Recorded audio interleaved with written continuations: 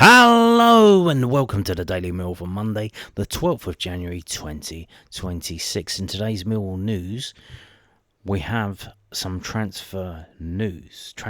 A transfer has happened. It's a negative transfer in that we have lost a member of the squad. Although I'm sure a lot of people aren't that upset about that. So Stephen Benda returns to Fulham. Benda has gone back to Fulham. This is from millwallfc.co.uk. And here we go. Millwall Football Club can confirm goalkeeper Stephen Benda has returned to Fulham. The 27-year-old arrived on loan in the summer and departs having made 10 appearances for the Lions in all competitions. The club would like to thank Stephen for his efforts during his time in SC16 and wishes him the very best for the future. So far in this transfer window, we've given Jake Cooper a contract extension and we've lost the goalkeeper. And we've loaned out some youngsters. One of those loans has been cancelled in that to replace Stephen Benda, it hasn't been bringing in another goalkeeper on loan from a Premier League team or some other team. It's been getting George Evans back to sit on the bench instead of playing for Hartlepool. So yeah, this is a kind of a weird one because his loan was only extended last week, and it was a loan until February the 6th in itself, which was a very weird one. But they are non-league. Hartlepool are non-league. The rules are different, in such that after the transfer window closes, George Evans can still, if we have other goalkeeper in before then, he can still go back out on loan to the non-league. I think it's still like the second week of March they can register new players. So it is possible that you could, but then like I said before, why was the loan only until February? I would imagine because Hartlepool are in the middle of the table. They're just under the playoffs, and they're going to have to do really, really, really well to get up into the playoffs. And they're going to have to do really, really, really badly to fall into the relegation places, even though there are 4 relegation places, so it keeps it going for a bit longer than normal.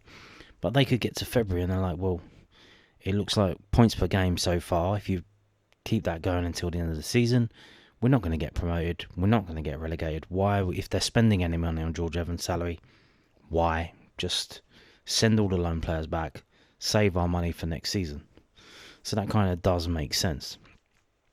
George Evans recalled from Hartlepool loan. This is from millfc.co.uk. Millwall Football Club can confirm its recalled goalkeeper George Evans from his loan spell at Hartlepool United. The 20-year-old returns to SC16, having made 14 appearances for the National League side after joining on loan in October. George made his first team debut for the Lions as a 19-year-old in April 2025 against Blackburn Rovers and remained in between the sticks for the rest of the campaign, picking up the Man of the Match award in a 1-0 win against Swansea City. So there you go. And it was the Benda news was announced first, and then the George Evans news was announced about what happened probably 30 minutes after, maybe less than that. So that was the situation. So there you go. Now, why is this happening? It's almost certain as well that Joel Coleman will be receiving some kind of ban. We are still waiting for the game that was at the start of December. Everyone who got charged by the FA was given until the Monday the 5th of January to respond to the charges. And we're a week later and we're still waiting.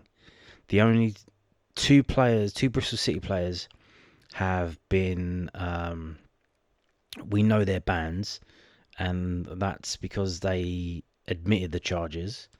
So that kind of suggests that the players and the club's charge maybe contested the charges. Because why is there a delay? I don't know why there's a delay. So we wait to see. But obviously, if Coleman does get a ban, he's going to be missing for those games. So we need a keeper. We have a keeper. He's here. He was on loan at Hartlepool.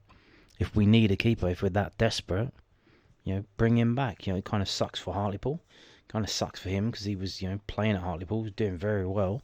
I think he's definitely proven himself at that level.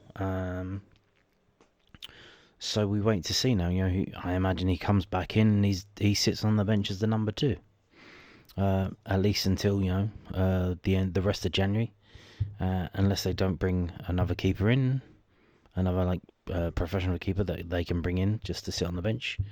But we see. We wait and we see until the window closes on the 2nd of February. Now, moving on to this post-match comments on a game that I think a lot of people would rather forget, but here we go. southernnews.co.uk. Alex Neil names the one positive Millwall can take from the FA Cup exit. Is it that Benda has now been recalled? You see a lot of people online responding to the Benda news. Obviously, Benda the bad guy. He took the brunt of the blame for that defeat, and not only that, but also apparently, fans that were there said he was cupping his ear to the fans when he was getting booed. That kind of thing doesn't go down well. Mill fans, they seem to think that the communication is a one-way street. They talk and you listen. You can't have a dialogue with the fans. You can't criticise the fans. It's just a one-way thing. Even players like Steve Morrison has said things back, and that didn't go down well, despite all the goals that he scored and all the things that he won for the club. It's like, it is what it is. But what do you think it is? So let's find out. Alex Neil believes being able to focus solely on the league is the one positive to come from Millwall's FA Cup third round exit at the hands of Premier League side Burnley. Neil named a heavily rotated starting 11 at Turf Moor, making 7 changes from the Lions' 2-1 win over Swansea City the previous weekend. Millwall were comfortably beaten 5-1 by the Clarets, with Josh Coleman scoring a late consolation on his first appearance since last October. The loss means Millwall have been knocked out of both cup competitions, leaving them free to concentrate entirely on the league, where they sit 5th after 26 games. It's still one positive we can probably take from it. We certainly didn't come here just to accept it and lose. But, they were just too good for us on the day, and we didn't make enough of our opportunities in the first half. And the goals change games, don't they? So the minute they get the second and the third goal, the game's done at that point. For us, our priority is obviously going to be the league, and we've had a great season to this point. And, we've got an opportunity to go and try and finish the season well, and I think with the injury list we've had this season, to risk some of the other first team lads that I didn't list today, it would have been negligent from me. Because if we had to rule out maybe 2 or 3 of those players going forward, that had a big impact on our side when we were trying to win games at our level. And I would do the same thing again. I think also what it does is it kind of cements obviously the football, the world of that, it's still one of the few meritocracies that exist, even though they keep trying to push the women's game beyond its capabilities. But if you're a good player, you're a good player, and everyone can see it. And that's the thing. Those players that got left out, they can look and say, well, if we would have played, it wouldn't have been 5-1. So you can say, okay, they are decent players. Femi Aziz, Kramer, Crocombe. They deserve the plaudits. They deserve, the praise. They deserve to be lauded because, they are very good players, and that's just proving it that when you take them out of the team, the team's League One standard, basically. I mean, to be fair, but there you go. Now, moving on to this transfer speculation. Transfer speculation from our friends at footballleagueworld.co.uk. So here you go. It's their exclusive, so that just means they made it up. Or did they? I don't know. Mill joined Blackburn Rovers Hibernian in Sheffield Wednesday transfer race. Yes. Sheffield Wednesday will intend on avoiding any mid-season departures where possible, with Henrik Pedersen currently working with his hands tied in charge of an extremely thin and youthful squad at Hillsborough, as the Owls continue to pay the price of off-field shortcomings on the pitch. That's their manager. Pedersen is their manager. The pair have since... there seems to be something missing there. The pair have since departed South Yorkshire and haven't been struck. It doesn't really make any sense. With a litany of points deductions, Wednesday are stuck on -7 points, cut adrift at the foot of the championship table, with their first and only win coming over Portsmouth all the way back in September. Relegation to League One then is an undoubted inevitability at this stage, though Wednesday will still be looking to retain what is left of the squad, as they seek to simply get through the remainder of the campaign before rebuilding back in the third tier. Yeah, they will be getting relegated. Now this is the thing. They are going to get relegated, so I'm sure there are clubs looking at them saying, are there any championship players in this squad left who we could get and take and, before they get relegated? But one player who could be poised to depart S6, that's the postcode of Sheffield, is in the coming weeks is Bailey Cadamarteri. And following interest from Championship rivals Blackburn Rovers alongside Hibernian on the Scottish top flight, Football League World understands that Millwall are the latest club who could potentially make a move for his signature. Mill find themselves at the opposing end of the table and are positioned in the 5th place after 26 games, with Alex Neil bidding to inject further firepower this month in order to guide the Lions back to the Premier League. That could arrive in the form of Cadamarteri, as Football League World has learned that the 20-year-old has now emerged as a target for Millwall as interest in his services continue to mount.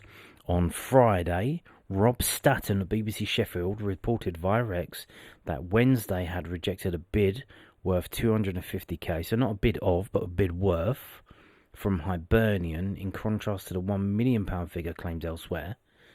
So some people were saying Hibernian had bid $1 million, where he said no, it was only actually 250k. While separate reports have also credited Blackburn with an interest. Where's that? That's Patreon. So is that that guy? What's his name? Alan Nixon. Okay. Indeed, Cadamarteri himself is said to be open to a move to Ewood Park, though his stance on joining Mill remains unclear at this moment in time, and the four-cap Jamaica international caused something of a social media stir over the weekend by posing for a selfie at an airport with his father, former Everton and Sheffield United striker Danny Cadamarteri, prompting further speculation and doubt involving his future.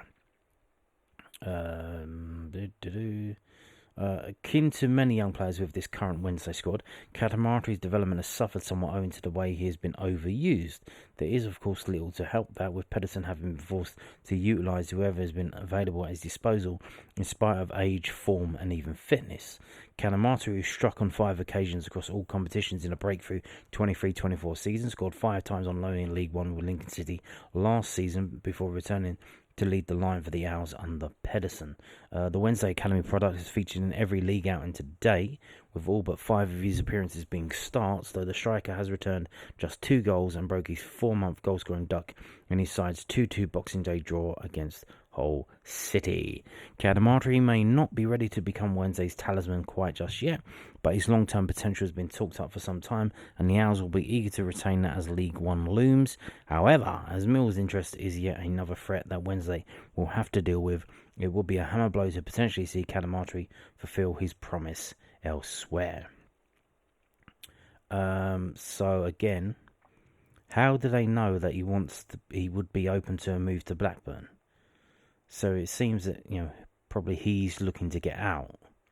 So maybe his agent is contacting clubs, and the reason why Mill said we might be interested in, because we've responded to the email, and we've said, we might be interested, depending on the price, which, is fair enough. If we can get him for cheap, he's 20 years old, there's a future in there. He's got the pedigree, clearly. His father, but what's the phrase? Professional northerner. Will he come down south? I don't know. I imagine he has to come down south anyway when he goes and flies off to Jamaica.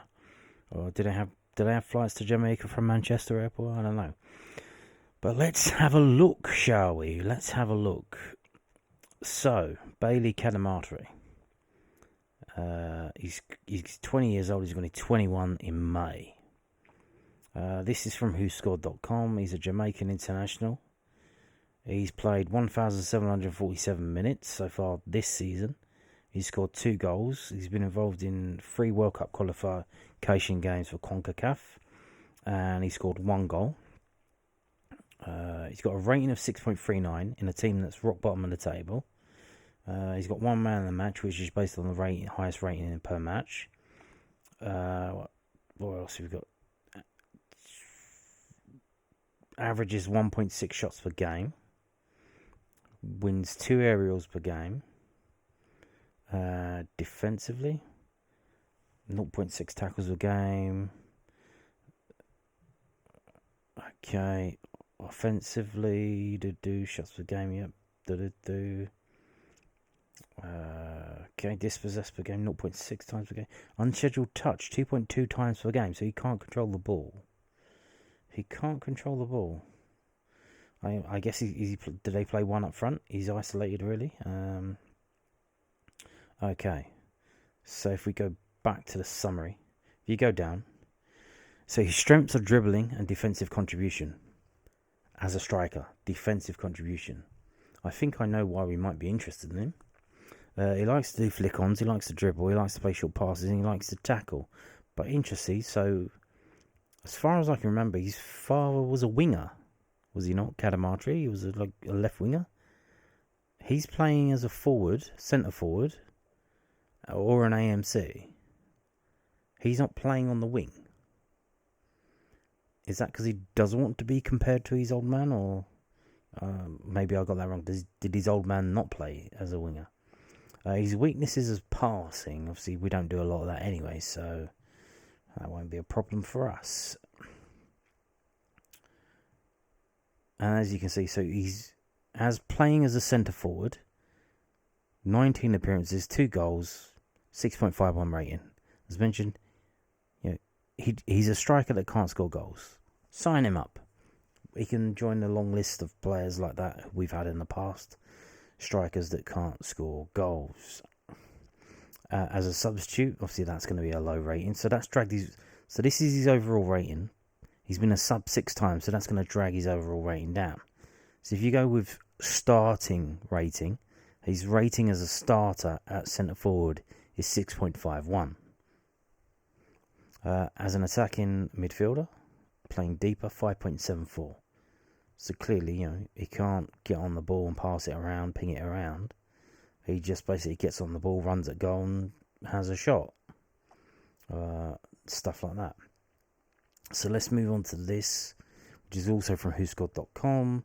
This is a list of all his games so far this season.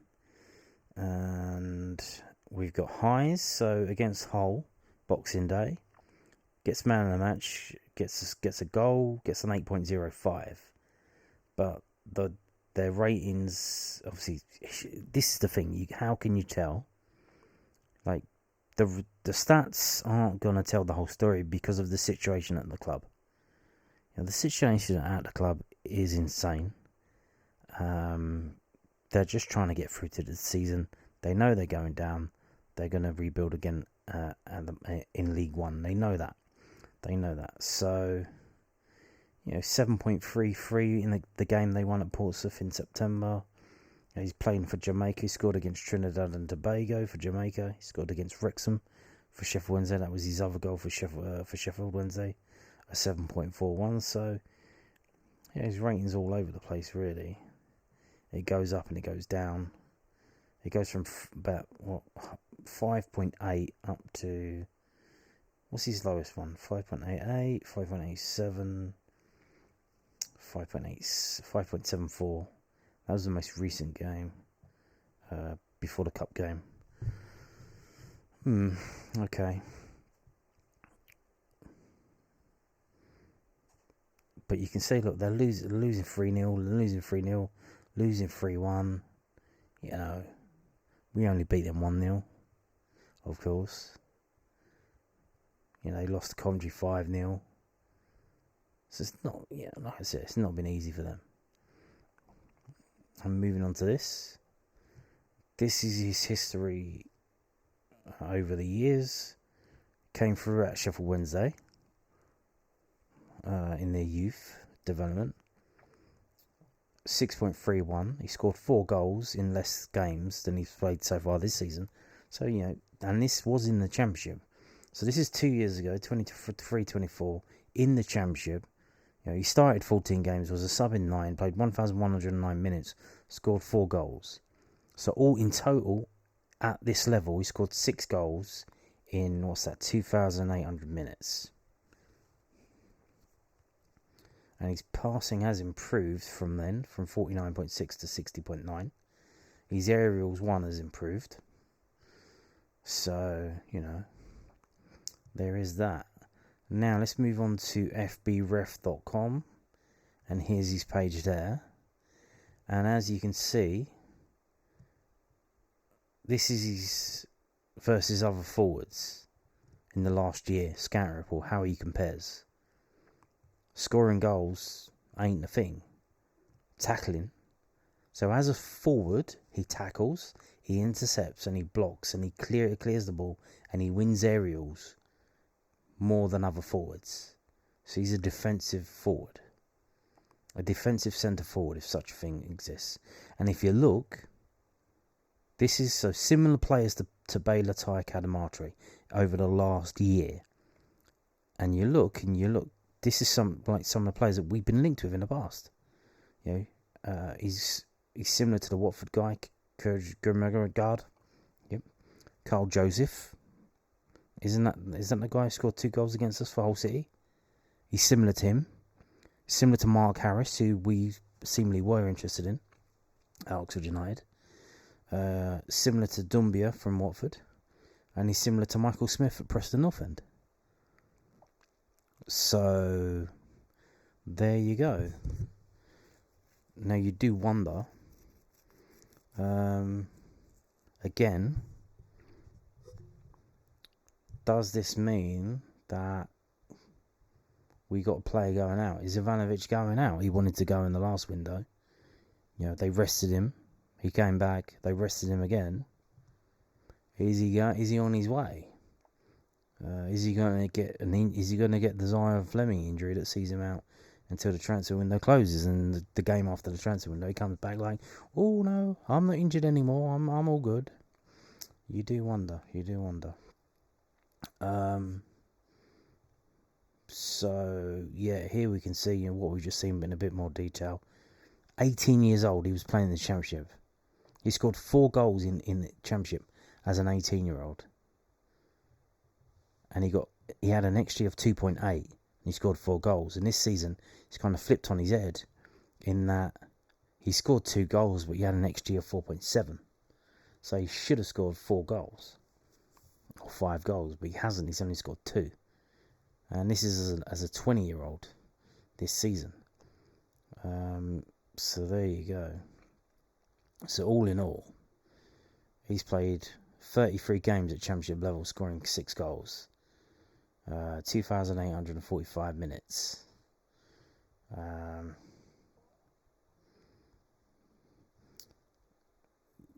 If we go down, it's the shooting. So obviously, he's at Sheffield Wednesday. How many shots is he actually going to get? It's like, he's only scored 2 goals, but how many shots did he have? Because his thing might be high, like goals per shot on target. And he's had 13 shots on target. So the most amount of goals he could have scored was 13. He's only scored 2. And before, he had 9 shots on target. He scored 4 goals. And in the League One last season, 13 shots on target, 5 goals. So the shot on target percentage is only 33.3%. Total shots per 90 minutes, 2 shots per 90 minutes. Shots on target per 90 minutes, 0.67. Goals per shot on target, 0.15. So again, not the best. This is passing. So in his short passing, he's not that bad. His long passing is letting him down, but it's not even that high. He's only tried 6 long passes in the whole season because he's playing up front. So who is he passing it to long-wise? He's going to pass it back to his own goalkeeper from the forward line. So, that's what's dragging his thing down. But his short pass is 66%. Is that corners or crosses? That's crosses. So again, he does cross the ball in, so he does go out wide. Goal and shot creation, SCA, shot creating action, 22. So he is getting involved in creating shots for other people as well. Defensive actions. Now here we go. This is it. 17 tackles as a forward, and he's won 9 of them, and they're in the middle third. They're not in the attacking third, and they're in the middle. So he's dropping back. So he's dropping back as a striker and defending, tackling, winning the ball. He's a forward that can win the ball. But if you go for this one, this is so dribblers. So when people dribble at him and he has to tackle them, he attempted 15 and he's only won 4. So I imagine it's more like tackling someone to get the ball off them, so winning like the second balls. That would kind of suggest it would be that. Now here we go. Touches of the ball. 463, which is double what he did last time in the league 2 years ago. 25 times in his own penalty area, 50 times in his defensive third, 217 times in the middle third, which is more than he's got in the attacking third. So again, he's dropping deeper. He's dropping deep. Again, maybe are they looking to transform him as a centre midfielder? He probably wouldn't want to do that, but maybe they were going to do that. I don't know, change him to a DMC. Touches in the attacking penalty, 67. Dribbling at other players to take-ons. Number of attempts to take on dribblers while defending, 42 attempts, 17 successful. 40% success rate. And again, this seems to be mostly down the middle of the pitch rather than down the wing. Carries of the ball, 204 carries for 1,092 yards, 448 yards forwards. There you go. How about some of that? What we got here? Okay. So what's this? Goals scored minus goals allowed by the team while the player was on the pitch. So, goals scored while he's on the pitch, 17. Goals allowed by the team while he's on the pitch, 36.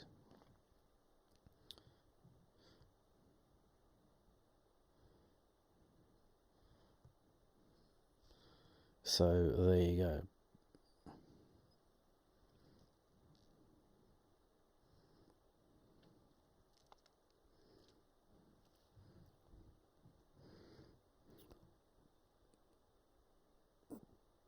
Recovery.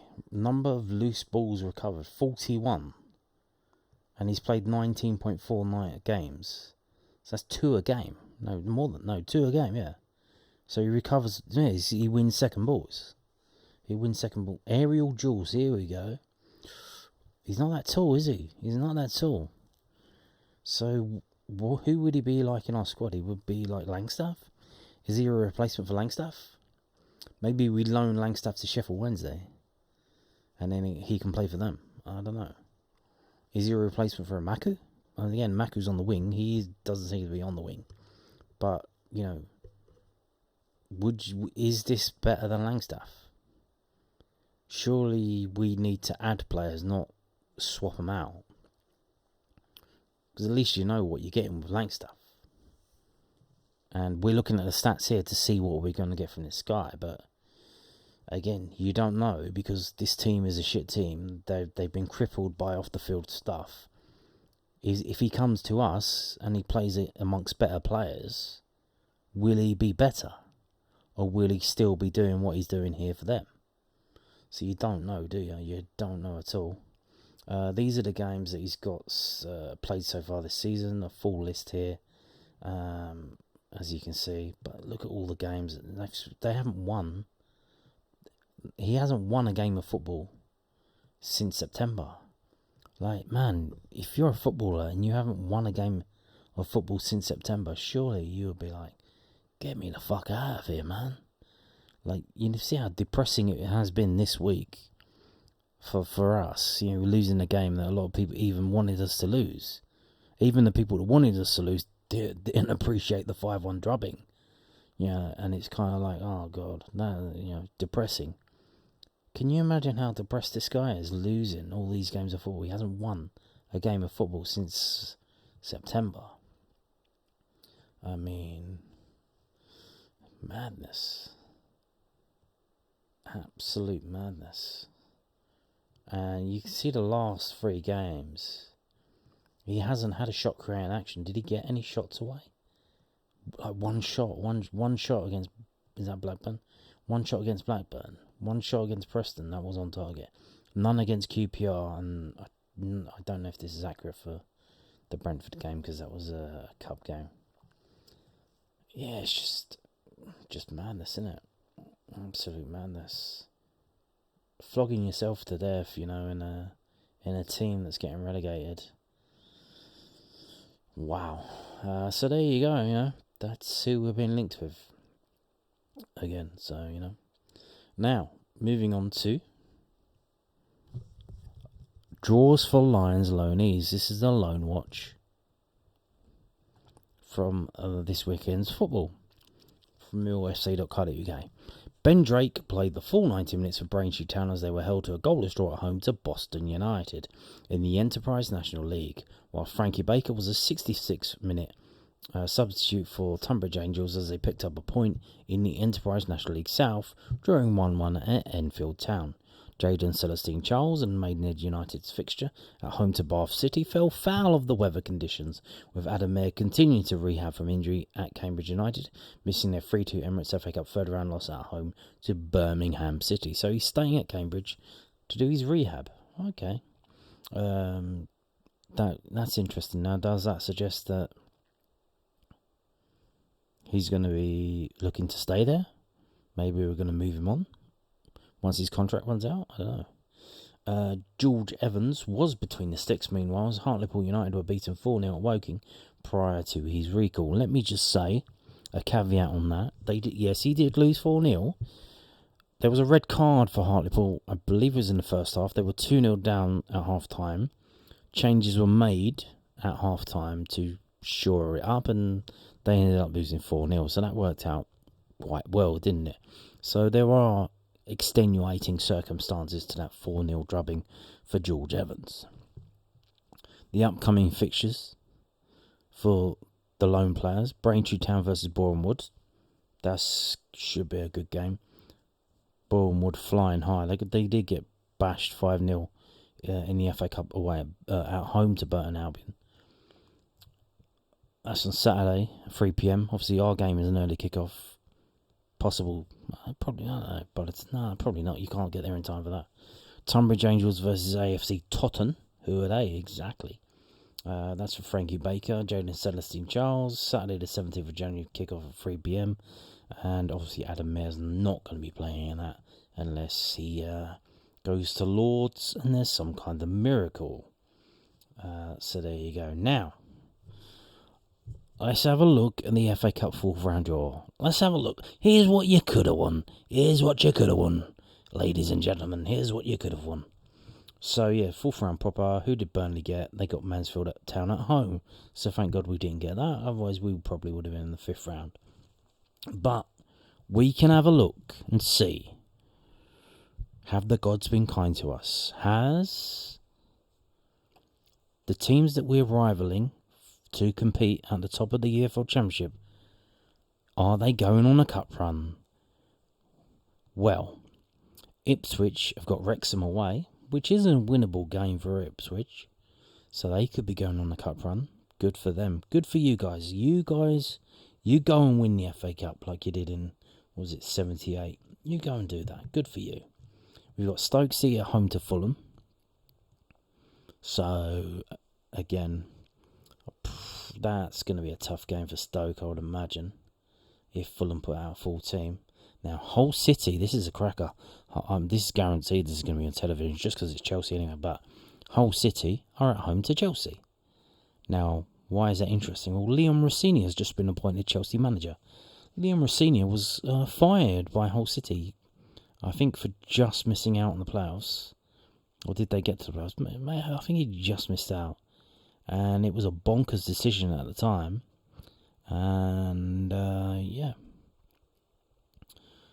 like, nobody could understand why he got fired, and here we go. A revenge match. We get a chance to witness something magical as Burton Albion are at home to West Ham United, who needed extra time. And was it penalties or was it just... I think it was just extra time to beat QPR at the weekend. So we've had Crystal Palace go away to Macclesfield and lose to a non-league team. Burton Albion are not a non-league team. I believe they're in League One, but, you know, we get a chance to watch West Ham lose to Burton Albion. How fantastic would that be? But getting back to the Championship rivals for promotion, Bristol City are away to Port Vale. That's a very winnable game for them. So here we go. They could have another extra game. They've got this game. If they win that, they get another, winnable game. And I think that's about it, isn't it? Yeah, I mean, so there you go. There you go. These are the teams. So Ipswich and Bristol City could be going through to the next round on the odds of probability. So they will be on a little cup run, which suits us nicely. Yes. Fantastic stuff. Now, are you a planner? Are you one of these people who plans well into the future? Well, I've got something just for you. Here we go. This is from bbc.co.uk. EFL reveals the start dates for the 26-27 season. Yes, the EFL has announced the 26-27 season will begin over the weekend of Friday the 14th to Sunday the 16th of August. The Championship, League 1 and League 2 campaigns will all kick off on the same weekend, with round 1 of the Carabao Cup taking place on the 7th to the 9th of August. So we are in a bizarre situation where the Carabao Cup will be the first game of the season. It will be the first game of the season. But that's assuming that we're still in the Championship. Because if we get promoted, the Carabao Cup will start from round 2. And we won't be in this league. It means there will be almost a full month between the World Cup final in New Jersey and the beginning of the new EFL season. Well, that'll be handy for Max Crocombe, when New Zealand get to the World Cup final. The season will end with each league's playoff final at Wembley Stadium, traditionally at the end of May. The season had a staggered start, with League 1 and League 2 beginning on the first weekend of August and the Championship starting the following weekend. Yeah, that was this season. So next season, it's all on the same. Now, what I would imagine they do, Sky, they're obviously, it's going to get moved. They're all going to get moved again, isn't it? I imagine it's all going to get moved. So it's going to be, all the games are either going to be Saturday 12:30, some probably Saturday 5, and some on Sunday, just so they can show every single game, which is what they did this season. I imagine they were going to do that again. So, yeah. And just to confirm, this is from EFL.com, it's what we've just seen. Now, the Carabao Cup will be taking place over the weekend of the 7th to the 9th of August.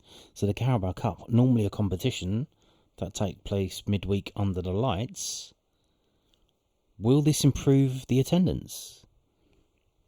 Obviously, it's an extra game that you have to pay for. It's not a game that, is included in your season ticket. It's normally a very cheap game anyway, but obviously it all adds up, and you have to if you're going to make savings, this is the game where you make the saving. So a Carabao Cup first round that takes place over the weekend before the start of the season. Interesting stuff. We'll see how that works out. Will we be involved in that?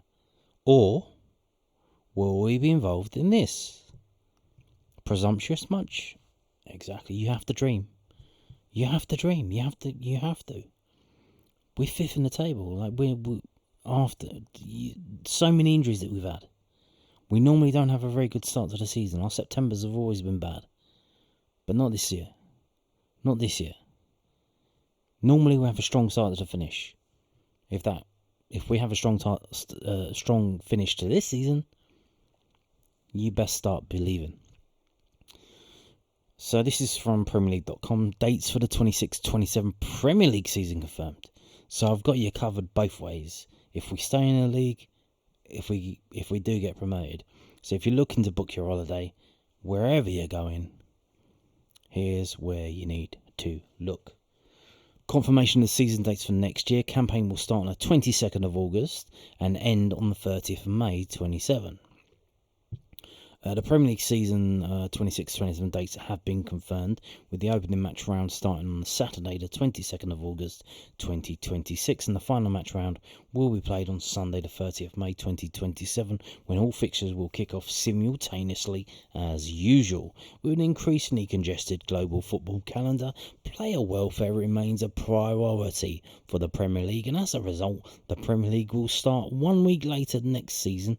This will allow for 89 clear days from the end of the current season and 33 days from the FIFA World Cup 26 final. The season will conclude 1 week prior to the UEFA Champions League final, which will be played on Saturday the 5th of June 2027. Obviously, we won't be involved in that because we can't qualify for that. The 26-27 season will consist of 33 weekends and 5 midweek match rounds. The Premier League schedule will be designed to avoid domestic competition clashes with UEFA club competition dates wherever possible. Over the Christmas and New Year period, no 2 match rounds will take place within 60 hours.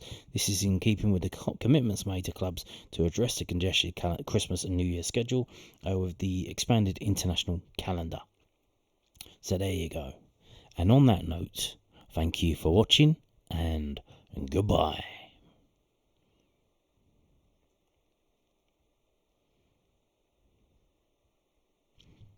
Bye.